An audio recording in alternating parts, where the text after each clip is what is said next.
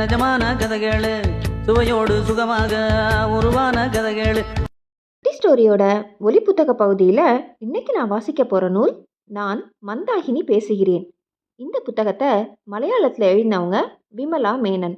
தமிழில் இந்த புத்தகத்தை மொழிபெயர்த்தவங்க அம்பிகா நடராஜன். அத்தியாயம் 7, அப்பா செய்த குற்றம். ஒரு சின்ன விஷயம் இவ்வளோ பெருசாகும்னு நான் நினச்சி கூட பார்க்கல. உண்மையில் நான் என்ன தப்பு பண்ணேன்னு எனக்கு தெரியல. ஆனால் அம்மா அக்காவின் முகத்தை பார்த்தாலே நான் ஏதோ மன்னிக்க முடியாத குத்தத்தை பண்ணிட்ட மாதிரி முறைச்சி பார்த்தாங்க. சங்கதி என்னன்னு உங்களுக்கு தெரியுமா? சயின்ஸ் கிளப் ஆண்டு விழாக்கான வேலைகள் எல்லாம் மும்முரமாக நடந்துக்கிட்டு இருந்துச்சு. அந்த கிளப்பின் தலைவர் பரமேஸ்வரன் சார், துணைத் தலைவர் மகாகணம் பொருத்திய மந்தாகினி, செயலாளர் ராஜேஷ். ராஜேஷ் சின்ன அண்ணாவோட ஃப்ரெண்டு. விழாவுக்கு தேவையான வேலைகள் எல்லாத்தையும் சரியாக செஞ்சு முடித்தாகிவிட்டது.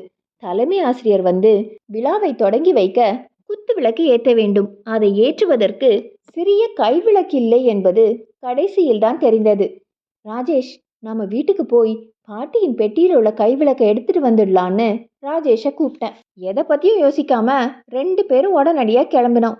ராஜேஷ் 12ஆம் வகுப்பு படிக்கிறானோ, அவனுக்கு 17 வயசு ஆயிடுச்சுன்றதோ, நம்ம சமூகத்தில் உள்ள மக்கள் 15ஆம் நூற்று சிந்தனை வளர்ச்சியுடன் தான் இன்னும் வாழ்ந்து கொண்டிருக்கிறாங்க என்பது பற்றியோ யோசித்து கொண்டு நாங்கள் நிற்கவில்லை. அதற்கு அப்போது நேரமும் இல்லை. ஒரே ஒரு சிந்தனை மட்டுமே என் மனதில் ஓடிக்கொண்டிருந்தது. ஏற்றுக்கொண்ட பொறுப்புகளை சரியாக செய்ய வேண்டும் மந்தாகினி. அதில் எந்த குறையும் வந்துவிடக்கூடாது. ராஜேஷ் ஸ்கூட்டரை எடுத்துக்கொண்டு வெளியே வந்தான். நான் ஒரே குதியில் அதில் ஏறி உட்கார்ந்தேன். வேகமாக ஓட்டிக்கொண்டு போனான். எங்கள் வீட்டு வாசலுக்கு முன்னால் வந்து வண்டி நின்றபோது சமையல் அறையிலிருந்து எட்டி பார்த்த தலை அம்மாவுடையது. ஆனால் அவர் என்னை கவனிக்கவில்லை.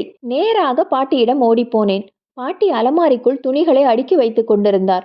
பாட்டி தனது துணிகளை எண்ணி எண்ணி வைத்திருப்பார். சேலை எத்தனை, பாவாடை சட்டை எத்தனை என்றெல்லாம். வீட்டுக்கு வரும் விருந்தாளிகள் பாட்டிக்கு வாசனை சோப்பு கொடுத்து போவார்கள். அந்த சோப்புகளை துணிகளுக்கு இடையில் பாட்டி வைப்பார். அவரது அலமாரியை திறந்தால் வாசனை சும்மா கும்முன்னு இருக்கும். என்னம்மா மனு, இந்த நேரத்துல வந்திருக்க? பள்ளிக்கூடம் இல்லையா அப்படின்னு பாட்டி கேட்டாங்க. இருக்கு பாட்டி, எனக்கு உங்க கைவிளக்கு வேணும், தரீங்களா? சாயந்தரம் வரும்போது திரும்ப கொண்டு வந்து தரேன், சீக்கிரம் வேணும் அப்படின்னு சொன்னேன். பாட்டி என் அவசரத்தை புரிந்து கொண்டு ஏன் எதற்கு என்ற கேள்வி கூட கேட்கவில்லை. I appreciate this attitude, that's my பாட்டி. தரையில கையை ஊனி உக்காந்து பெட்டியை திறந்து பழப்பழான்னு தங்கம் போல மின்னும் கைவிளக்கை எடுத்து என் கையில கொடுத்தாங்க. கவனமா பார்த்துக்கணும் மனுக்குட்டி அப்படின்னு சொன்னாங்க. பாட்டி கையில இருந்து விளக்க வாங்கிட்டு ஒரே ஓட்டமா ஓடினேன். வா வா ராஜேஷ் போலாம். வண்டியை ஸ்டார்ட் செய்து அவன் திரும்புவதற்கு இடையில் நான் பின்பக்கம் திரும்பி பார்த்தேன். வேப்பிலை கஷாயம் குடித்தது போல அம்மா முகத்தை கோணலாக வைத்து நின்று கொண்டிருந்தார். வேலைக்காரர்கள் முகத்தில் இது யாரு புது பையன் என்று ஒரு ஆச்சரிய கேள்விக்குறி. அம்மு அக்கா முகம் எப்படி இருந்தது நான் பார்க்கவில்லை. வண்டி பாய்ந்து வேகமாக போய்கொண்டிருந்தது. சரியான நேரத்தில் பள்ளிக்கு போய் சேர்ந்து விட வேண்டும். இல்லைன்னா பரமேஸ்வரன் சார்ட்ட இருந்து நல்லா திட்டு கிடைக்கும் அப்படின்னு மனசு அடிச்சுக்கிச்சு. நிலைமையின் அவசரத்தை புரிந்து கொள்ள செயலாளரும் துணைத் தலைவரும் என்ற அவரது கோப குரல் என் மனதிற்குள் கேட்டது. கொஞ்சம் வேகமா போ ராஜேஷ், பின்னால் இருந்தபடியே சொன்னேன். ஒரு கையில விளக்கு கொஞ்சம் நெஞ்சோடு அணைத்தபடியும் மற்றொரு கையை சீட்டில் பின்னால் இருக்கும் சின்ன கம்பியை பிடிச்சிட்டு இருந்தேன். பள்ளிக்கூடத்தை நெருங்குவதற்கு முன்ன எப்போதும் போல கோயில் குளத்து பக்கம் சங்கரனும் சந்திரிகாவும் விளையாண்டுட்டு இருந்தாங்க. அண்ணனுக்கு 8 வயசு, தங்கச்சிக்கு 4 வயசு இருக்கலாம். பாவம் இந்த குழந்தைங்க, துணைக்கு யாரும் இல்லை. நான் பள்ளிக்கூடத்துக்கு போய் வருகிற நாட்கள்ல இவர்கள் தான் எனக்கு நண்பர்கள். எப்பயும் என் ஜாமெட்ரி பாக்ஸ்ல சாக்லேட் ஸ்டாக் வச்சிருப்பேன். வகுப்பில் பிறந்த நாளைக்கு யாராவது கொடுத்ததாக இருக்கும். யாரா இருந்தாலும் என்கிட்ட சாக்லேட் நீட்டும் போது கண்டிப்பா 2 கொடுத்தாக வேண்டும். இல்லைன்னா எதுவுமே வேணான்னு சொல்லிடுவேன். சந்திரிகாவுக்கும் சங்கரனுக்கும் கொடுக்கத்தான் அந்த சாக்லேட். இவங்க 2 பேரோட பேர் என்னன்னு கூட எனக்கு தெரியாது. அவங்க கிட்ட கேட்டதும் கிடையாது. ஆனா என்னை பொறுத்தவரை அவங்க 2 பேரும் சங்கரன் சந்திரிகா தான். ஒரு நாள் உங்களை நான் அப்படிதான் கூப்பிடுவேன் அப்படின்னு சொன்னேன். ரொம்ப நல்லா இருக்கு அப்படின்னு சொன்னாங்க. என்னை பார்த்தா அவங்க 2 பேருக்கும் எவ்வளவு கொண்டாட்டம் தெரியுமா? எனக்கு ரொம்ப பெருமையா இருக்கும் என்னை பார்க்கும்போது. பிரகாசமாகும் அவர்களது கண்களை பார்க்கணுமே. ஆஹா, நம்ம மனு அக்கா வந்துட்டாங்க. 2 பேரும் ஓடி வந்து என்னை கட்டி பிடிச்சிக்கும் போது நான் ஒரு ஹீரோங்கிற நினப்பு எட்டி பார்க்கும். சங்கரனுக்கு ஷிஃப்ட் முறை பள்ளிக்கூடன்றனால மதியம் வகுப்பு முடிஞ்சிடும். அப்புறம் சும்மா தான் சுற்றிக்கிட்டு இருப்பான். சந்திரிகாக்கு பள்ளிக்கூட போற வயசு ஆகல. எத்தனை வயசு உள்ளவங்களா இருந்தாலும் எனக்கு பிடிச்சிட்டாங்கன்னா அவங்க என்னோட நண்பர்கள் தான். வீட்டில் என்ன நடக்கிறதுன்னு 2 பேர்ட்டையும் கொஞ்ச நேரம் பேசிட்டு இருப்பேன். சந்திரிகா என்னை பார்க்கும்போதெல்லாம் அவளுடைய பார்வை ஜாமெட்ரி பாக்ஸ் மேல தான் இருக்கும். அதுக்குள்ள என்ன இருக்குன்னு தெரிஞ்சுக்க ஆர்வம் அவளுக்கு. 2 பேரும் அவங்களோட பாட்டி அம்மனி டீச்சரோட தான் இருக்காங்க. டீச்சருக்கு கண்ணும் தெரியாது, முதுகும் நிமிராது. இந்த குழந்தைங்களுக்காக தான் இந்த வயசான காலத்துலயும் வேலை செய்ய முடியாம இழுத்து போட்டு செஞ்சுக்கிட்டு இருக்காங்க. சந்திரிகாவின் அப்பாவை திடீர்னு ஒரு நாள் காலையில காணலியாம். அவரு எக்ஸ் சர்வீஸ்மேன்னு மட்டும்தான் எனக்கு தெரியும். சில முறை பார்த்துருக்கேன்.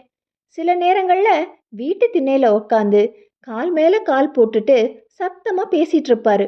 உப்பி போன முகமும் சிவந்த கண்களும் கொண்ட அந்த மனிதரை பார்த்தால் மனதில் பயம் ஏற்படும். பாவம் சந்திரிகாவின் அம்மா மீனு அக்கா.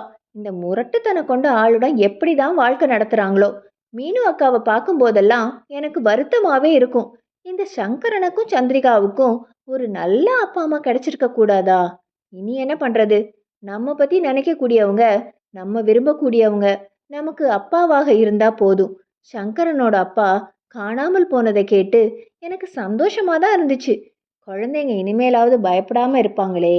இன்னைக்கு வரைக்கும் குழந்தைங்களுக்கு ஒரு சட்டை துணி கூட எடுத்து கொடுக்காத அப்பாவை எப்படி ஒரு நல்ல அப்பான்னு சொல்ல முடியும்? சங்கரனும் சந்திரிகாவும் சொல்றாங்க, 2 விஷயங்களுக்காக மட்டும்தான் அவங்களோட அப்பா அவர்களை கூப்பிடுவாராம். டேய், அது ஒரு அலறலான சத்தமா இருக்கும். அவர் அதை சொல்லும் போது சங்கரன் முகத்தில் கோபத்தின் நிழல் படிந்திருக்கும். டேய், அந்த கடைக்கு போய் ஒரு பாக்கெட் வில் சிகரெட் வாங்கிட்டு வா. இங்க வாடி, போய் சொம்புல தண்ணி கொண்டு வா. ஸ்கூட்டர் திடீரென்று வழுக்கி கொண்டு சாய்வது போல வளைவில் ராஜேஷ் திரும்பினான். கொஞ்சம் மெதுவா போகக்கூடாதா? பயந்து போய் சொன்னேன். நீ தானே வேகமா போக சொன்ன? ராஜேஷ் திரும்பி பார்க்காமல் கேட்டான். ஆமா ஆமா, அதுக்காக என்னை கீழே விழ சொல்றியா? நான் விழுந்தாலும் பரவாயில்ல. என்னோட பாட்டியோட விளக்கு பத்திரமா திரும்ப கொண்டு போய் கொடுக்கணும். ஒரு வழியா விழா தொடங்குவதற்கு 3 நிமிடங்களுக்கு முன்னதாகவே ஆடிட்டோரியத்திற்கு வெளியே ஸ்கூட்டரிலிருந்து நான் இறங்கிய போது எவரெஸ்ட் சிகரத்தின் மேல் முதலில் ஏறி சாதனை படைத்த தென்சிங்கின் ஜப்பான் முகத்தில் ஏற்பட்ட சிரிப்பை போல என் முகம் மலர்ந்து கிடந்தது.